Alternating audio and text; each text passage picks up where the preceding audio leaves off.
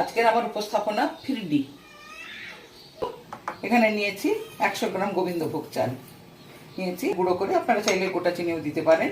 এখানে নিয়েছি কেশর, গোটা ছোট এলাচের গোটা দানা, এটাকে আমি ডাস্ট করে দেবো।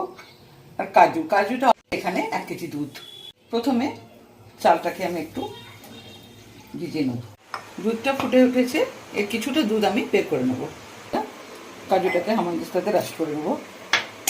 গোটা কাজু 1 চিমটে নুন দিয়ে দিচ্ছি।